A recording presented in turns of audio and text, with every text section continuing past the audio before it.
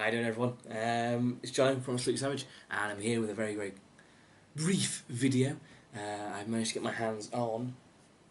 Yes, it's the new Xbox One S. I'm going to do a quick unboxing for you now, and take you through a couple of features. Show you what's in the box, that sort of stuff. Nothing very, very important, but I guess you want to watch it because you're watching the video. So let's get straight into it. So, Xbox One S. What do we have? Let's just get a knife and get straight into this box. Tell you something, they've got a lot of seals in this box. They want to make sure it's not been opened before it gets to you. I can guarantee that. We got. I think that's all of them. So,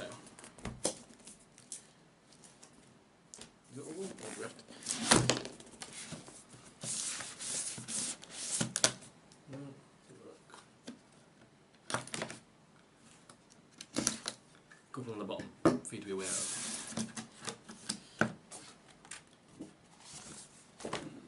So it seems like it's already opened at the bottom here. So let's go in that way, shall we? Not the way I would normally go into a console. And this is why, because you can't get anything out now. In fact, let's go in the top. Let's go in the way they expect you to go in. Let's just close this up. Go in the correct way. Let's see what we can see. There is another seal, guys. Another seal. That one's another one. Here, eh? Yeah. They definitely don't want anyone getting into this box, which is fine by me. That's nice and secure. Right. So, as we see, we'll just straight in. Nice Xbox One logo, and this has got, let's have a look. Oh, it's just a quick start guide basically on how to plug the Xbox in. Obviously, a lot of people were thinking, is getting an Xbox One S right for me if I've already got an Xbox One? Well, this is an answer here. I'm here to try and answer for you. I've got an Xbox One currently. I'm upgrading just because the Xbox One S was pretty cheap where I am. It's basically the comparison. If I sell the Xbox, the comparative price would be me buying FIFA 17, which is probably something I'd do anyway. So in this little white box here, we've got a beautiful little HDMI cable, power plug. One of the benefits obviously of the Xbox One S over the original Xbox is that its power supply is built into the console now, so there's no big block taking up a massive lug of your room underneath your TV. And then we've got the new Xbox One S controller, which obviously is in its signature white. Ooh, comes with batteries as well. Yeah, that's right, batteries included. So, ooh, it does feel nicer already than the original Xbox One controller. It's got a textured grip. The colours are meant to be interchangeable. I'm not sure how you do that, but they are meant to be interchangeable.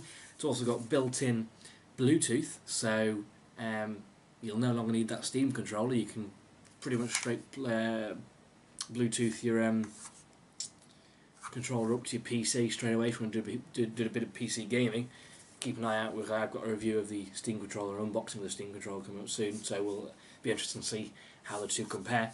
But this does feel pretty nice in the hand, and it looks pretty sweet as well. Look at that white, beautiful. So let's put those to the side there, and get a bit further into the console. So obviously pretty well packaged. So we've got in here, I imagine to be all the little bits of papers. So FIFA 17 code, Xbox One EA Access 1 month code by the looks of it. 14-day Xbox Live Gold trial. Don't need that because I've already got it. And then the Xbox One warranty guide.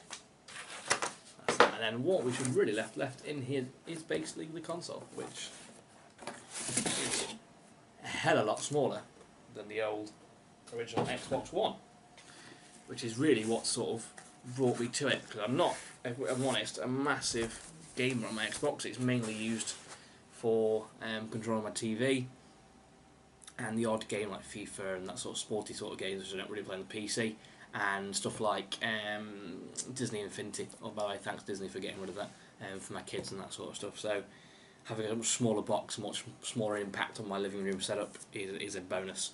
So you can sort of see here straight away how big the Xbox One is, Xbox One S I should say is. If we quickly pop it out of its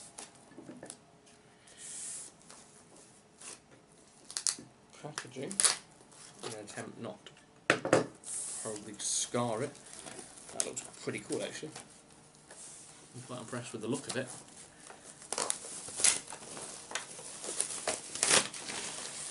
There we go. So that's your Xbox One S front. You can see you've got the big hole there for the fan, so similar sort of setup to what the Xbox One already had. And then we've got your ports on the back there. On the ports on the back we've got, let's have a look, we've got the power plug, HDMI out to TV, HDMI in from satellite or cable. I've got 2 USB ports there. I think there should be a third USB port, yep, on the front, so 3 USB ports, an IR out, an SPDIF, and an Ethernet cable. So that's all your ports included. So this box is already a lot smaller. So one of the main functions, obviously, it's 40% smaller than the current Xbox One, which is a nice little Brucey bonus. What you don't get with this, obviously, is Kinect. So if you're a Kinect user, like I am myself, not that I use it for games or anything, it's mainly there just to sort of turn the TV on, do the sound, all that sort of stuff, and the odd Skype call at Christmas to my parents, that sort of stuff. So you don't get a Kinect with this. In fact, actually, the box itself doesn't even come with a Kinect connector. Ooh, Jono, yes, a Kinect connector. It doesn't even come with the connection port necessary to be able to put your old Xbox One Kinect into it. So you're faced with sort of 3 options. You have to obviously sell your old Xbox One with your Kinect, make a little bit more extra cash. You can currently, for a very short limited amount of time, claim a free USB to connect adapter from Microsoft.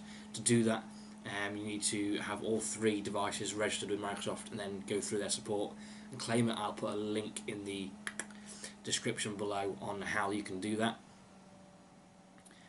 Or you can not use Kinect because the box itself actually has a built-in IR blaster. So if you are using Kinect just solely for the purpose of turning your TV on, turning your cable or satellite box on, turning your volume, your soundbar on, I believe the Xbox One S should be able to do that for you, as long as obviously it's out with the rest of the stuff. So it's not a bad idea if you don't necessarily need the Kinect for the camera features. The Xbox One S might be able to do this for you. One of the other benefits of the One S over the Xbox One is that you are able to stand this upright for a better sort of looking option. However, you will need to buy the additional stand for that from Microsoft. I think they retail between £20 and £30. I'm not entirely sure. I'm going to check later. So let's talk about power inside the box compared to the Xbox One. Now, native power, there isn't actually a great deal more. It's very, very similar in a power basis to the Xbox One, so you're not going to get much better performance on the games. What you are going to get, if you've got a compatible TV, is a 4K Blu-ray player, because what this one has over the original Xbox is it has a HDMI 2.0A connection, whereas the original Xbox only had a 1.4. What that means is technically the original Xbox was able to output 4K, but only at 30 Hz, which for games and pretty much anything is fairly useless. The new 2.0A HDMI port enables the console itself to be able to output 4K and HDR images, so it's 4K native for sort of it's got a 4K native Blu-ray player, which for the price is insane, and they're going at the moment for sort of £400 plus. It'll also upscale your games to 4K from 1080p. It's not going to be as good as a native 4K game, but it does upscale. So if you've got yourself a beautiful 4K TV, which I don't, Christmas around the corner, or wink wink, then actually this would be a good upgrade. Back to the native power, Microsoft have come out and said that they have allowed developers to use a little bit more of the power available on the Xbox because of the HDR and because of the 4K, but actually it's effectively the same console internally, so you're not going to see a huge difference in your gaming. So that's about it. Quickly before I wrap up though, what I will do is I've got my original Xbox here. Let me just show you the size difference in the two. So this is the original Xbox One. This is the Xbox One S. So I can just sort of, if I tilt those up for you, you can see a huge size difference around here, and then obviously as well in, if we just controller side by side here, the actual height difference is almost the width, the width of my hand, the depth of my hand on top of the Xbox One S is the difference. So it's a massive difference in size. This is a behemoth of a console. It's huge.